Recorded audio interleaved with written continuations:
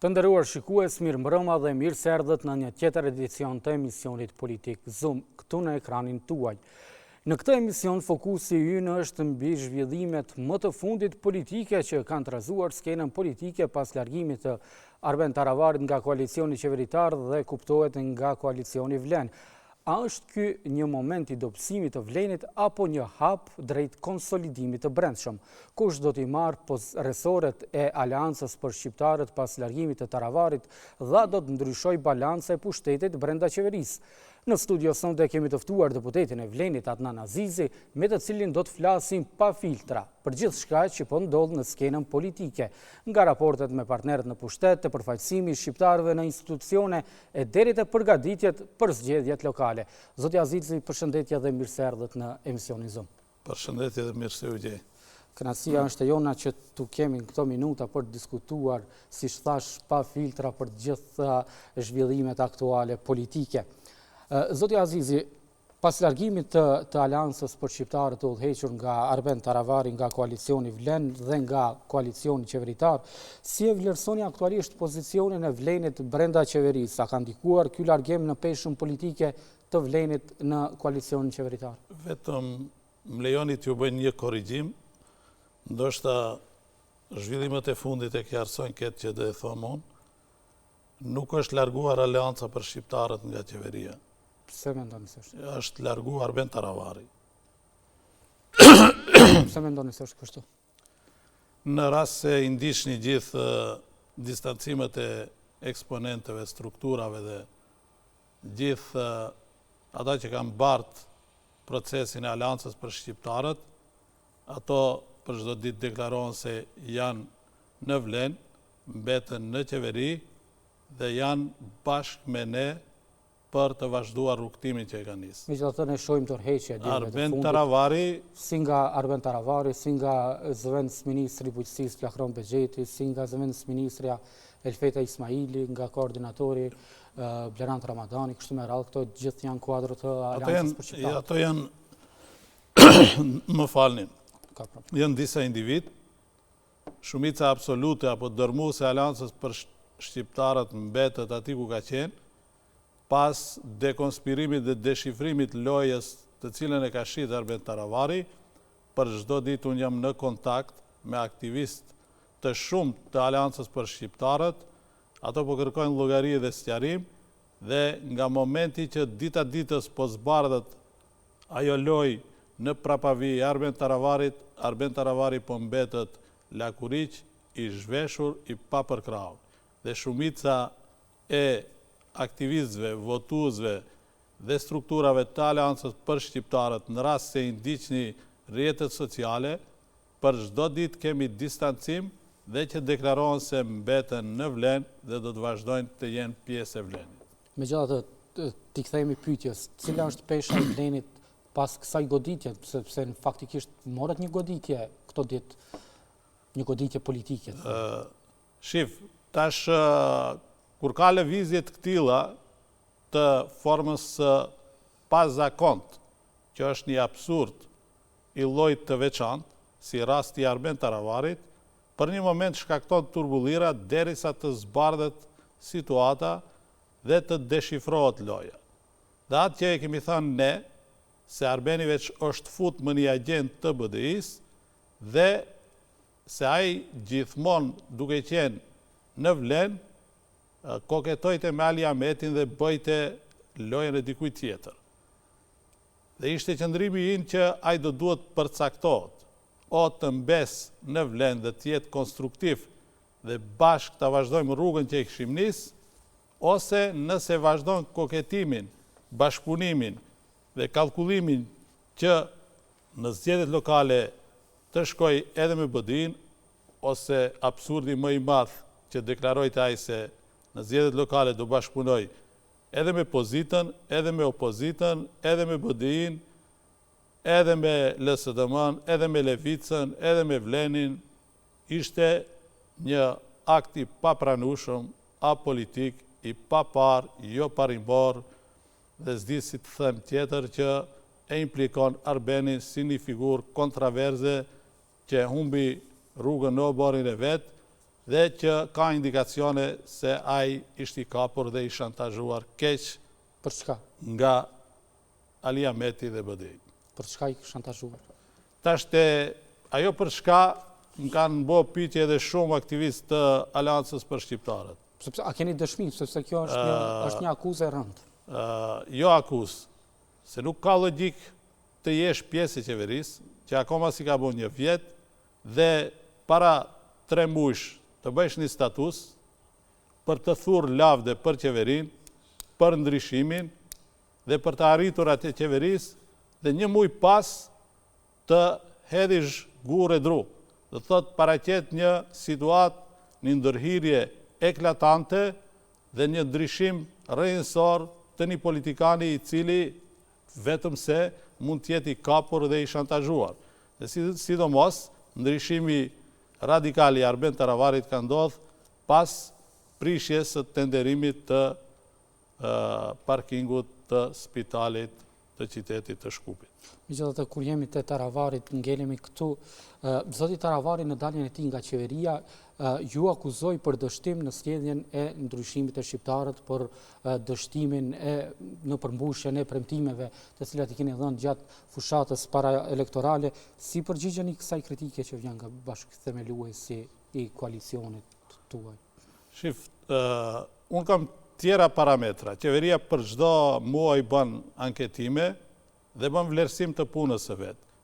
Dhe një pjesë që ka manipulu në mënyrën më çnjerëzore Arbeni me antarësinë e vet, është edhe pjesa dhe referimi se qeveria po funksionon mirë veç në kampin Maqedon, duke ju vardisur kryeministrit se ka performancë të shkëlqyer, ai personalisht ka raporte korrekte dhe ka thurë lavde se deri 70% e qytetarëve kanë mendim pozitiv për kryeministrin, respektivisht për VMRO-n, dhe kundërta 70% kanë mendim negativ për shqiptarët në qeveri.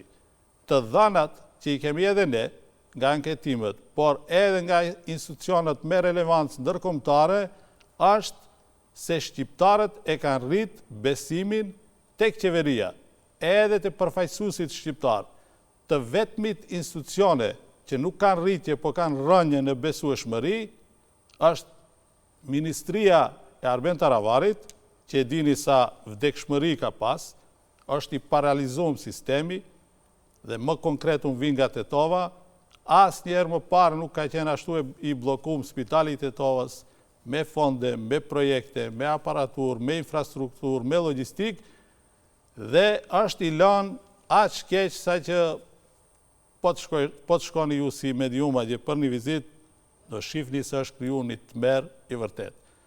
Dhe mos suksesin e vet, ai si sa herë që flet anën e kundërta asaj që është realitet, folte edhe për veten si ministër i suksesshëm, por gjithë indikacionet, gjithë parametrat, gjithë amatjet, gjithë indikacionet janë se vetëm Ministria e Shëndetësisë nuk kishte rritje të besueshmërisë, edhe prokuroria dhe gjykata, që janë një peshqesh nga qeveria e kaluar BDI dhe VMRO-e Nikola Gruevski dhe Mjalkovit, e cila vazhdimisht mundohet që të inskenoj situata për ta pengu suksesin e qeverisë. Për ndryshe, shqiptarët gjatë kësaj periude po qeverisën pas skandale, përveç një drejtori që Arbeni sa po e lavdroi të Nesrit, doli se ka bën një abuzim të papar, që ka kërku rishfet, ka kërku para edhe nga njerëzit e sëmur, nuk kemi brenda një viti as një skandal apo ndonjë keqpërdorim. Kemi realizime të projekteve që BDI kishte promovuar çdo zgjedhje dhe vazhdojmë të punojmë me intensitet në korridorin 8, rritjen e pensioneve, realizimin e projekteve në për komunat shqiptare, One Stone Shopi që e kishim promovu disa herë, kemi një administrat të përkushtuar në shërbimin e qytetarëve dhe gjithsesi se vleni Megjithatë, zoti Azizi, edhe kritikat janë të shumta në lidhje me mos realizimin e premtimeve. me që hapëm këtë temë, do vazhdojmë, diskutojmë lidhje me këtë, kur jemi të premtimet, megjithatë jemi dëshmitar se ka dhe premtime që nuk janë realizuar. Një nga premtimet kyçe të koalicionit Vlen ishte ligji për përfaqësim të drejtë dhe adekuat. Ky premtim doli sidomos pas abrogimit të balancuesit, por kemi një periudhë të gjatë që vetëm premtohet, por asnjësi të realizohet. Mirë që i parashtroni këto pyetje për t'i sqaruar gjitha dilemat. Sigurisht. Akuza ime edhe e gjithë Vlenit ka qenë për BDI për shkak se nuk ka bërë zgjidhje sistematike, ligjore, apo në kategori kushtetuese, nuk ka instalu asnjë të drejtë kruciale apo të rëndësishme të shqiptarët. Dhe po vim ne, edhe çështja e balansuesit, unë nuk i kuptoj ata si shajnë vetë-vetën. Balansuesi është votu, është përkra edhe nga ministrat e BDI-s për t'u shpërbë dhe për t'u anulu si mekanizëm i cili ishte jo funksional. Në momentin që vim në qeveri, gjatë negociatave, ku kom qenë edhe unë ati, është diskutu edhe puna e balansuesit. Dhe ishte insistimi jon i Vlenit për të gjetur një zgjidhje shumë më pragmatiste dhe shumë më e avancuar, që është ligji për përfaqësim të drejtë dhe adekuat të shqiptarëve, që i ka kalu gjitha fazat e negocimit, është në fazë përfundimtare dhe ju lutem mos bini pre atini propagandave të BDI-s që si ka bërë atë punë për 22 vite dhe tash nuk ju pritën as një muj, as di muj për të sulmu Vlenin. Po më them, me plot përgjegjësi se shumë shpejt do të kaloj edhe në parlament, edhe ligji për përfaqësim të drejtë, do të miratohet, po përsëri ata do të dalen dhe do të sulmojnë ashtu si e kanë zakon, nga ato parate shumëta që kanë bë, nga ato parate pista, nga keshpërdërimi dhe korupcioni, që kanë aq shumë para që derdhin në përmediume për të mbulu ose për të desinformu opinionin për të arriturat e Vlenit. Ligji do të bëhet, shumë shpejt do të miratohet dhe ju do të shihni se shqiptarët do të jenë gjithkund vertikalisht dhe horizontalisht të mbrojtur me ligj. Zoti Azizi, ky ligj kam përshtypjen se është shumë me rëndësi për shqiptarët, por edhe për juve si subjekt politik, pashtë keni edhe akuzat të panumërta për punësime ekskluzive të maqedonasve në për institucione shtetërore. Keni parasysh kritikat kanë qenë të panumërta në këtë drejtim që nga fillimi i kësaj qeverie, shembulli i fundit është ai në drejtorinë e arkivit shtetëror ku janë punësuar 14 maqedonas dhe asnjë shqiptar dhe vazhdimisht edhe opozita po vazhdon me kritikat e saj në këtë drejtim. Edhe në këtë drejtim ne kemi një marrëveshje parimore, edhe pse akoma ligji nuk ka kaluar në parlament. Shqiptarët do të jenë mbas të regjistrimit në mënyrë proporcionale gjithkund vertikalisht dhe horizontalisht të përfaqësuar. Tash ishim në këtë procesin e këtij sabotimit të Arben Taravarit, që shumë nga aplikantët tonë akoma nuk kanë kalu, po ato vende janë të rezervuar për shqiptarët dhe përqindja që u takon shqiptarëve në gjithë institucionet do të plotësohet. Tashti, ati ku ne po i hapim konkurset, dhe po va them edhe juve, 4 vite BDI ka bë 2500 punësime dhe avancime. Ne brenda një viti do të realizojmë gjitha këto avancime dhe punësime. Kur do të realizojmë? Deri para zgjedhjeve? Deri në fund të vitit. Që i bie do me thonë shumë shpejt do përmbillet gjithë cikli i punësimeve. Dhe tani, këta nga 2500 raste, ashtu si janë me atë propagandën gebelsiane ose të mortajës së kuqe komuniste, e gjenjë dikund një kokër gruni si ajo pula, edhe nga hiqi, mizën e bëjnë buall apo bollic. Unë vë thamë se ne po punësojmë gjithë rrit që janë të kvalifikuar, do të ketë vende pune, shqiptarët do të marrën hisën e vete, edhe në punësim, edhe në avancim, dhe ajo storia që e keni dëgjuar edhe ju me çdo administrator shqiptar që je përballë, edhe ankesa si të thome, mirënjohur ka qenë, po çfarë punon, dhe përgjigja ka qenë po vllat Sorabotnik, bashkëpunëtor i ri, të paavancum, të lanë, të pambështetje dhe nga 10 vite, 15 vite, 20 vite, asnjë hap të avancum.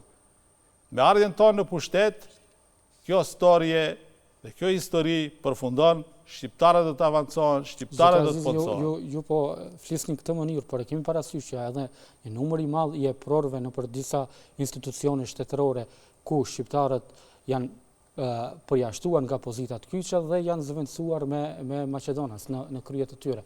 Ka shumë institucione në Ministrinë e Punëve të Brendshme që kanë bërë këtë veprim. Edhe në bazë të informatave që kemi në si redaksi. Tash unë nuk duhet të jem absolutist, unë foli në parim. A ka dikun të institucione? Po edhe mund të ketë. Po unë flasë për parim edhe mënyrën se si funksionon kjo qeveri. Dhe po që se keni rastet të atilla, do duhet t'i referoni. Ne çdo institucion, po e ndjekim me vëmendje, dhe ati ku ka një lëshim, ulimi bisedojmë, bëjmë intervenim dhe përmisohen gabimet.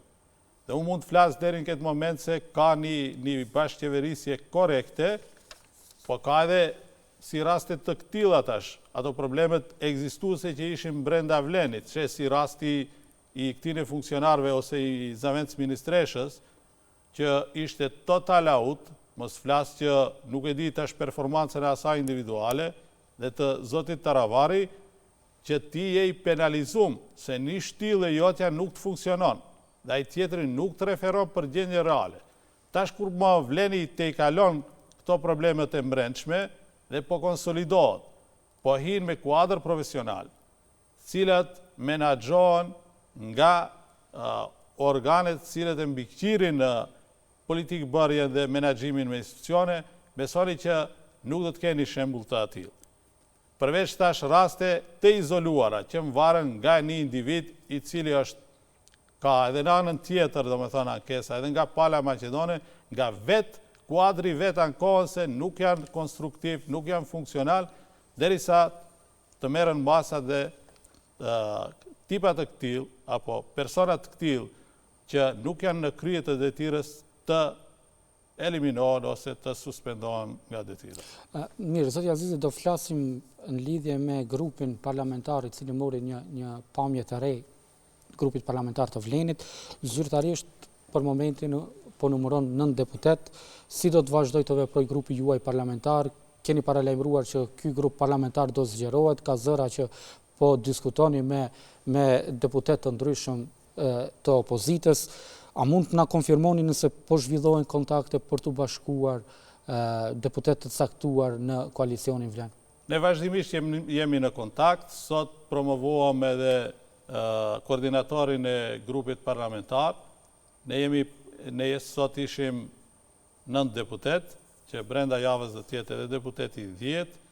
Dhe jemi vazhdimisht në kontakt edhe me deputet tjerë. Ato deputet të Vlenit janë përfaqësuesit e vetëm që përfaqësojnë shqiptarët me 107.000 vota.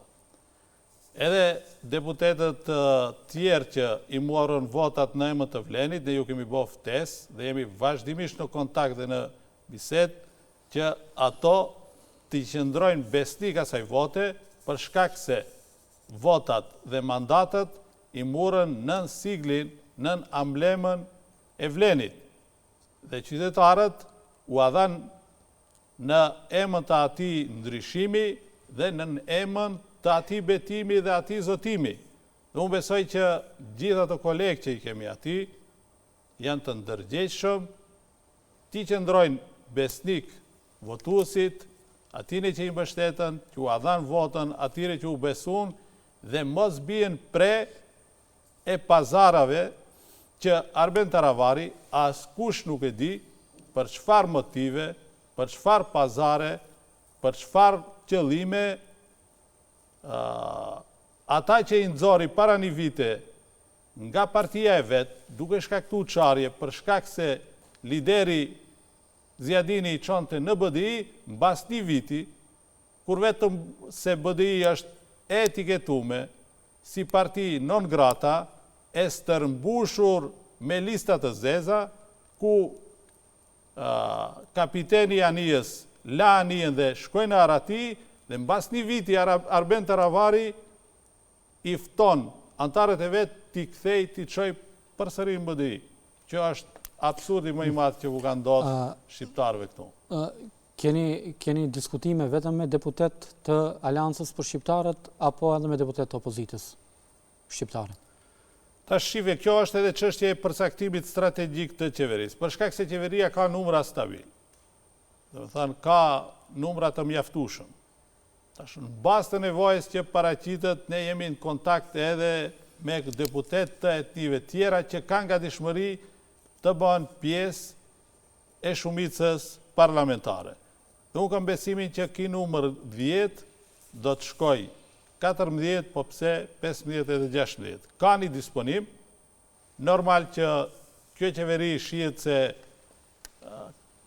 ka sjell një frymë reformuese, nuk është ngarkuar me të kaluarën, lufton korrupsionin, është me si dhe zemër nga qytetarët, po sjell edhe investitor, po çon parat nëpër komuna, aty ku më së shumti kanë nevojë qytetarët. Dhe në suazat kësaj ka vullnet mirë që edhe të tjerët të jenë pjesë e këtij suksesi dhe pjesë e shumicës. Thatë që qeveria është stabile, mirë po, nëse marrin përballë numrin e deputetëve të koalicionit vlen për momentin i cili numëron 9 dhe së shpejti ndoshta do të numërojë 10 deputet, po pa marrë parasysh se nëse do të zgjerohet ky numër apo jo, a jeni të vetëdijshëm se jeni në disa avantazh me numrat për sa i përket badenterit? Shif, edhe kjo çështja e numrave, përsëri them se është tash jemi në fazë të paslargimit të Arben Taravarit, ku ne po verifikojmë se me ikjen e këtij kapiteni, i cili si duhet është peshku nga të tjerët, kush do të mbes dhe kush do të ikë bashkë me atë. Dhe unë jam nga natyra shumë optimist se ai do të ikë me disa individ, 2 ose 3, dhe ca të tjerë që jemi sinqertë deri në fund, jo se preferojmë ata të ngelin në vlen. Për shkak të rolit vetë që kanë luajtur destruktiv, edhe implikacionet që i kanë në afera korruptive. Pjesa profesionale e ndershme me dinjitet dhe integritet do të mbetet këtu, edhe për brenda deputetëve, edhe në udhëheqësinë që ka qenë të Aleancës, po edhe poshtë në bazë dhe në strukturë. Shumica absolute është në vlen, do të mbet në vlen, dhe vleni do të funksionojë bashkë me Aleancën për Shqiptarët, po pa Arben Taravari. Zotja Azizi, kujt do t'i takojnë resorat e zbrazëta pas largimit të zotit Taravari? Ka pasur njoftime se Komiteti Ekzekutiv i VMRO të PMN-s ka autorizuar kryeministrin Mickovski që të propozoj emra të rinj në vend të ministrave që ishin pra nga Aleanca e Taravarit. A janë zhvilluar tashmë negociata dhe kush do t'i kontrolloj këto vende, vleni apo VMRO të PMN-ja? Shif, tash edhe kjo është pjesë e kampanjës që BDI e bën, tash ndoshta mes rreshtash nënkuptohet, po edhe këtë pjesë duhet ta sqaroj. Ne kemi qenë negociator gjatë formimit të qeverisë me VMRO-n. Për hisën shqiptare, për pozicionet shqiptare vendos vleni, jo VMRO-ja. Dhe ki ka qenë edhe parimi fillestar i nisjes së negociatave. Dhe ne jemi mirënjohës për qëndrimin parimor të VMRO-s. Këtu mundohet të jepet një perceptim tjetër, kinse e largoj VMRO-ja, ose i emron, ose i përcakton pozicionet e ASH-s VMRO-ja, gjë që s'është e vërtet. Ato janë pozicionet të vlenit dhe pozicionet vakante që kanë mbet pas largimit të Arben Taravarit janë pozicionet të Aleancës për Shqiptarët. Dhe Arben Taravari, mbas asaj që nuk ka pranuar të distancohet nga Ali Ahmeti, Arben Taravarin e kemi largu ne, e ka largu Vleni. Në fakt, normal që ki qëndrim, ju përcjell edhe kryeministrit dhe ai ka respektu qëndrimin e Vlenit ashtu si jemi Për marrë shkak se vesh. opinione ka këtë perceptim pasi që largimi i Taravarit ndodhi pas takimit me kryeministrin Kristian Mickoski. Tani edhe për emërimin e kuadrove të reja kemi informacione që përfaqësues tuaj do të takohen përsëri me Mickoskin për të dakorduar në lidhje me këtë çështje. Është në sensin dhe bashkë në linjë të asaj që e thëmë unë. Do të thotë, ne jemi taku me eksponent të Aleancës për Shqiptarët. Një ndër ato është edhe Zavendës kryeministri Arben Fetaj. Janë eksponent të tjerë, i kemi zhvillu bisedimet dhe u kemi thanë se ju e keni vendin këtu, e keni hisën këtu dhe duhet vazhdoni me Vlen. Vleni është korekt, ashtu si kemi qenë gjithmonë, respektojmë edhe partneritetin, pa mos i hi ndërhak dikuj tjetër, dhe gjitha të pozita që i takojnë Aleancës përsëri, do të plotësohen nga persona profesionist që e din punën, kanë integritet dhe do të vazhdoj puna. A do të mbetet Arben Fetaj zëvendës kryeministër për qeverisje të mirë? Po. Arbeni do të vazhdoj, si shumë funksionar të tjerë që do të vazhdojnë, janë pakica ato që janë largu, disa kanë insistu të mbeten për ato pozicioni, po për shkak indikacioneve tona se janë të lidhur me rjete korruptive, ne ju kemi thënë se nuk jeni të mirëse ardhur të vazhdoni në këtë qeveri dhe që ka mundësi për të aprish imazhin e kësaj qeverie. Të dalim në një temë tjetër për një kohë të gjatë, sigurisht teme përplasjeve dhe debateve politike, ka qenë edhe çështja e ligjit për përdorimin e gjuhëve. Keni parasysh situatën me gjykatën kushtetuese, kontestimit që kishte tendencë për t'ju bërë disa neneve. Tani, me shkarkimin e gjykatës Elizaveta Dukovska, përfaqësues tuaj thanë që kjo çështje është mbyllur dhe se nuk do të preket ligji. Ku e bazoni këtë? Shif, unë e kam thënë edhe në parlament, po e thamë edhe këtu edhe para gjithë atine teleshikuesve që në ndjekin. Nuk ka kush që e prek gjuhën shqipe. Nuk ka kush që cenon të drejtat e shqiptarëve. Nuk ka kush që na pret në të drejtat tona që i kemi si komuniteti ditë bas palës Maqedoni këtu. Edhe ai që do prek në këto temat të ndishme, sigur se gjyqtarja e cila është e emëruar në kohën e BDI-s, nga marrëveshjet që i kemi ndëgju edhe në përgjime, nga prokurorët dhe gjykatës të Blerim Bexhetit, Talat Xhaferit, Artan Grubit, Ali Ahmetit, dhe gjykatësja në fjalë e kishte lëndën për abrogimin e neneve kushtetuese për të kriju tensione dhe para përgatitje për të kriju teren dhe situatë BDI-s për të sulmu Vlenin. Dhe ne jemi vigilent, ngritëm procedur se gjithë këto gjykatës dhe prokuror jenë zgjedh me jarani, pa plotësuar kushtet dhe si përfundim ajo u shkarkua dhe çështja e gjuhës shqipe dhe shqiptarët duhet të jenë të sigurt se nuk ka kthim brapa të arriturave të gjuhës shqipe përveç të ardhmen për kushtimi jonë është. Po sa mund të jemi të sigurt në këtë? Kryetari i gjykatës kushtetuese tha se veprimi i gjykatës administrative është kundër kushtetues dhe se ato do të insistojnë që ky vendim të përsëritet, madje thonë që punët e filluara nga gjykata kushtetuese duhet të mbarohen. Sa mund të jemi të sigurt që përsëri nuk do të jemi në një situatë të tillë? Shif, sa jemi të sigurt jemi ne këtu, dhe ne kemi dhënë mjaft siguri, nuk preken të drejtat e shqiptarëve. Ju e shihni se prej momentit që kemi ardhur ne në qeveri, ka ndodhur ndonjë rast sikurse ndodhi në kohën e BDI-s, Mostra, Tërkohën, po Brodeci, merrem në BDI-n, zotja Azizi, Kumanova, jeni gati një vit në qeveri. Almiri, Rajet e Shqiptarve, Enciklopedia, Ballkani i hapur, fotografit me Vučićin, keni para së të këtila. Besoj që nuk do të shifni.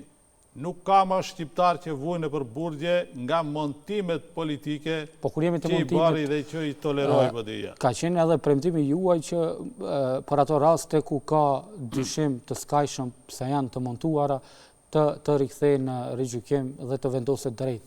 Një gjë e tillë nuk po bëhet. Ne jemi duke punu për çdo rast. Nuk hikim nga përgjegjësia. Dhe ju e shihni se njerëzit më po shkojnë para gjyqit, po marrën edhe dënime, po vujnë edhe burgje, dhe çdo situatë do të zbardhet dhe do ketë edhe rishqirtim të rasteve të atilla. Jemi në bisedime, flasim, po përsëri duhet të them që ka një sistem gjyqësor që është i pavarur, spaku deklarativisht, po që i stërmbushur dhe i mbushur nga sistemi i kalum, që nuk është i predisponum për të zbardhur rastet. Për shkak se nëse zbardhen ato raste, do të përfundojnë si këto gjykatësit që po përfundojnë. Sigur se ai gjykatësi që u hini në listat e zeza. Ne jemi të shmontu këtë sistem që e kapi shtetin, që montoj shqiptarët, që burgosi njerëz pafajshëm dhe kriminalët i la të lirë, i bani milioner dhe të shëtitën ka të duan dhe të bëjnë sevda ku të duan. Tashmë është një kohë tjetër. Kjo kohë perëndoi. Është koha ku vleni po i merr në përgjegjësi në fakt po i merr kompetencat dhe përgjegjësitë e veta, duke hap rrugë për institucionet që të veprojnë. Jo në mënyrë politike, por për të kërkuar llogari për gjitha ato njerëz të pafajshëm dhe gjitha ato raste të pazbardhura dhe për gjithë krimin, korrupsionin e organizuar që është bë gjatë 22 viteve të kaluara. Zoti Azizi, një kritik tjetër që ju bëhet vazhdimisht është se si mund të ndodhë ndryshimi me figura të vjetra politike, duke pasur parasysh se secila parti e koalicionit vlen në një afat të ndryshëm kohor, ka qenë pjesë e qeverisë, qoftë qeverisë së Zaevit, qoftë atyre të cilat ka pësuar. Si përgjigjeni këtyre kritikave? Unë kam një bindje krejtësisht tjetër. Vleni është gjak i ri. Është në qoftë se i ndiqni të gjithë funksionarët, janë 90% janë figura të reja. E kam fjalën për subjektet politike.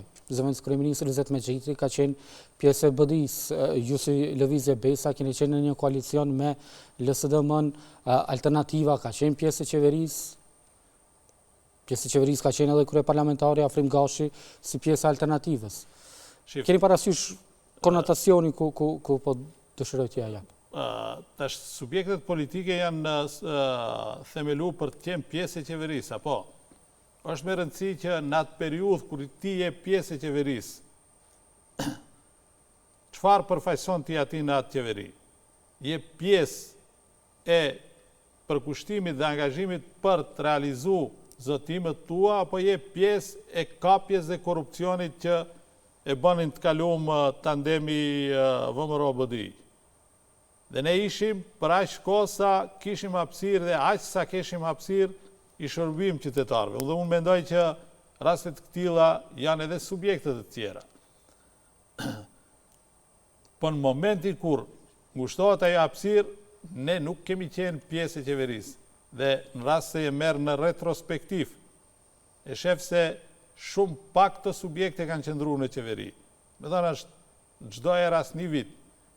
Për shkak se ti hin në qeveri në bazë të një marrëveshje, e cila marrëveshje e kishim edhe ne me LSDM, një shoqëri për të gjitha, po. Dhe nga momenti që futet BDI, transformohet e marrëveshje duke u bë pjesë atine luftrave të mbrëmshme ku BDI ishte orientuar nga pazarët e individëve jo nga mbrojtja kolektive e të shqiptarve. Dhe normal, Zaevit në atë kohë më shumë i përshtatej një BDI, ku kishte kërkesa të një 50 individve, se sa të përgjigjet kërkesave që përfaqësonim ne si Lëvizja Besa në emër të gjithë shqiptarve. Dhe normal, mes këtyre dijave, ata si zakonisht zgjedhin atë tjetrën që t'u apin disa individve atë që e duan dhe të drejtat e shqiptarve të mbeten aty ku janë. Zotja Azizi, keni nisur zyrtarisht procesin e shkrirjes vlenit në një subjekt politik. Ku ndodhet ky proces dhe më e rëndësishmja kur do të finalizohet në fakt? Shif, procesi është duke shku vërtet në drejtim shumë të mirë. Ne kemi ba edhe kryesi të përbashkët, kemi zgjedh edhe shefin e shtabit, tash me zhvillimet në Aleancën për Shqiptarët, kemi edhe një momentum të ri, ku ajo fryma fillestare e vlenit përsëri kthehet, me rrugtimin apo me përcaktimin e eksponentëve të Aleancës për Shqiptarët që do t'jenë pjesë përsëri e vlenit, përsëri e të njëjtit shtab, do të kompletohet edhe shtabi, edhe kryesia 23 antarëshe do të shkojnë në 31, duke përfshi dhe inkorporu edhe pjesën e Aleancës për Shqiptarët, dhe ne nga ky moment ku organet qendrore do të konstituohen, dhe do të dalëm do të themelojmë edhe shtabet komunale, shtabet lokale, do të jemi shumë prezent në teren, për të prezentu edhe punët tona deri tanishme, edhe objektivat tona që i kemi për të kthi pushtetin në komunë tek qytetarit dhe për të qenë servis i vërtet në shërbim të qytetarëve. Ndërkohë, vendi po shkon drejt zgjedhjeve lokale, dim se këtë vjesht i kemi zgjedhjet lokale, si po përgatitet Vlen për këtë garë? Vlen është shumë i përgatitur, po e ruan kondicionin, me të njëjtin entuziazëm si vitin e kaluar, po shtohen vazhdimisht aktivistët për krasit, po rritet për kraja edhe në teren, me kandidaturat që do garojmë, t'jeni të bindur se do t'jenë shumë favorizuese dhe do t'jenë pa kontestueshme dhe të pa konkurueshme nga pala tjetër, dhe në këtë periudhë po definohet, ne i themi shapi pi sheqerit. Po ndahen shqiptarët në ditabore. Ata që prezentojnë dignitetin, integritetin, pastërtin, qeverisjen pa korupcion, pa afera, pa shantazhe, dhe pjesa tjetër e zesja, pjesa e korruptume, e listave të zeza, e non-gratave. Kjo deklarat më duket e njohshme, kishte para 2 ditësh të njëjtën deklarat kryeministri Kristian Mickoski. Ja, unë mendoj nuk është vetë deklarat që e thëmi ne si eksponent politik. E thunë gjithë shqiptarët, se për 22 vite, përveç renave, mbashtrimeve, pasurimit individual, klanor dhe të oligarkve, nuk e di unë qëfar hajri dhe qëfar projekti, qëfar dobi e kanë pa shqiptarët nga BDI. Po ta dini që një projekt vetëm e kanë realizu gjatë gjithë këtyre viteve në pushtet, që vërtet meriton, thuesh, 22 vite ishin, po bën një gjë, unë për vete nuk di. Përveç, thash, atë anën e erët të mashtrimit, të vjedhjes, korupcionit. Për 20 vite kanë fituar zgjedhjet vazhdimisht, zotja Azizi. Nëse nuk kanë bërë asgjë atëherë kanë fituar. Unë kam analizën time që mendoj që bazohet shumë në realitet. BDI nuk i ka fituar zgjedhjet në të kalumën, në saje të punëve, shërbimeve, investimeve ose të suksesit. BDI ka fitu zgjedhjet në të kaluarën duke kapur kokat e opozitës. Dhe ju e shifni në praktik, në momentin kur vin një opozit që nuk kapët, nuk shantazhohet, nuk blehet, dhe protagonist të asaj opozite që ndërtuam frontin asaj kohë opozitar, ishim edhe ne, opozita u bo bashk dhe e qoj BDI në zgjedhjet e kalume e qojnë opozita, po. Dhe BDI vazhdon të lujt njëjtën lojë. Mirë, t'i kthejmë temës, a janë vendosur emrat se kush do t'jenë kandidat në zgjedhjet lokale, sidomos në komunat më të mëdha, dhe a ka pajtueshmëri mes eksponentëve të Vlenit në këtë aspekt? Është e pa diskutueshme që do t'jenë kandidat udhëheqësit momental të komunave. Bilal Kasami në Tetov? Se nuk ka logjik të diskutohet kandidatura e Bilal Kasamit, cili ka bërë një revolucion në Tetov. Ka ndryshu pamjen e qytetit dhe është temë bisede për mirë qeverisje, jo vetëm tek shqiptarët, po në barë shtetin. Për projektet, për investimet, për shërbimet dhe për transformimin e qytetit. Në Visar Ganiu në Çajër? Po edhe njëjtë është edhe me Blerim Sejdiu. Tash unë po flasë për kandidatë e televizjes besa. Po të njëjtin mendim ndaj edhe për Visarin që është një kandidat i suksesshëm. Tash ka një dalim këtu. Thënë Bilali ka kompetenca të pavarura, edhe Blerimi. Dhe prandaj, me elanin, vullnetin, vizionin e vetë, i ka realizu gjitha të projekte që nuk ma atë mend që një kandidat ose një kryetar komuni i BDI-s i ka bon brenda 22 viteve. Te Visari është më komplekse është, edhe po t'jesh super i suksesshëm, kompetencat janë të kufizume se shumë kompetenca varën nga qyteti i Shkupit dhe jo nga komuna e Çajirit. Në suazat të atine kompetenca unë mendoj se Visari e ka bu më të mirën. E tash, thu mund të flasë për parimet dhe logjikën se cilët dhe t'jenë kandidatët tonë. Dhe t'jenë për këto që folat nuk janë pa diskutueshëm, do të ketë kandidat nga shoqëria civile, intelektual të dëshmuar, menaxher që vinë nga sfera jo politike, po që kanë storje suksesi në jetën e tyre, dhe do t'jenë normal edhe kandidat që vinë nga provenienca politike, që janë të dëshmuar, janë të përgatitur dhe po i hinë garës me shumë ambicie për të bërë të njëjtën punë, të njëjtën ndryshim që e bani Bilali dhe Blerimi dhe Visari. Zotja Azizi, javën e kaluar në këtë studio kisha të pranishëm sekretarin e përgjithshëm të BDI-s Faton Ahmetit, të cilët ja bëra pyetjen e njëjtë që do t'ua bëj juve. Qyteti i Kërçovës në bazë të numrave të popullsisë, dhe keni parasysh që të jetë kryetari i kësaj komune shqiptar kërkon një unifikim të faktorit politik shqiptar. A jeni të gatshëm për të bashkëpunuar me BDI-n që në krye të komunës së Kërçovës të mbetet një shqiptar? Shif, BDI-s është e gatshëm të bashkëpunoj me BDI-n. Ne kemi 2 kandidat të BDI-s në Kërçovë. Kush janë? Është një kandidat i pavarur dhe kandidati aktual që qeveris me komunën e Kërçovës, apo?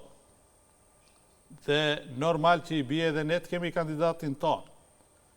Unë kam frikë se BDI ashtu si që lunë në prapasken gjithmonë për të shit interesat shqiptare.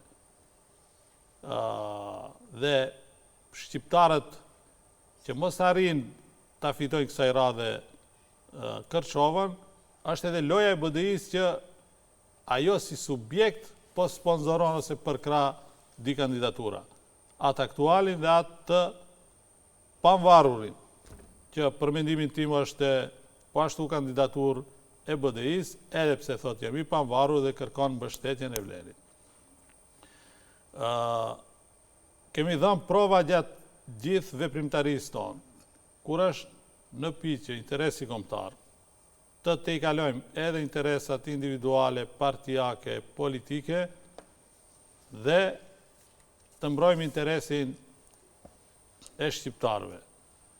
Por, në çdo marrëveshje që kemi bërë në të kaluarën në emën të çështjes kombëtare, besoni që BDI vetëm se e ka keq përdorur. Ka pas edhe një marrëveshje të nënshkruar. Nga momenti që Ali Ahmeti e kaloi lumin, hyni në qeveri, kuri nuk ju ka përgjigj ftesës tonë, hajde të shohim ku mbeti, ku ngeli, çfarë u realizu nga ajo marrëveshja ndërshqiptare, apo që përfliti si marrëveshja e Tiranës. Asnjëherë nuk u taku asaj format, as që dha llogari Aliameti se ai ishte protagonisti kryesor i asaj marrëveshje, por në momentin që bëhet pjesë e qeverisë, ai sillet me injorim të tjerëve dhe i haron edhe interesat kombëtare, edhe Kërçovën, edhe Zajazin si e la pak analizim, i intereson vetëm vajza e vet, dhëndri i vet, shoferi i vet, komshit e vet, familjarët e vet, që të zhvatin, të grabisin, përfitojnë sa më shumë nga pushteti. Zoti Aziz, jemi në fund të emisionit, një pyetje e shkurt për në fund, ju kisha lutur shkurtimisht, më mirë një kazino me leje apo një shkollë pa leje? Është një pyetje që e ka parashtruar sot Arben Taravari. Unë se e shoh Arbeni e ka kuptuar edhe politikën kështu si puna e kazinove. Unë s'kam, ta them të drejtën, nuk kam kështu kuptim për punën se si funksionon kazinoja, po këto qëndrimet e Arbenit nduken tash, në qoftë se përfaqëson një lider politik, shkolla duhet të jetë me leje, dhe kazinot si mbas meje s'duhet të ketë as leje as të ekzistojnë.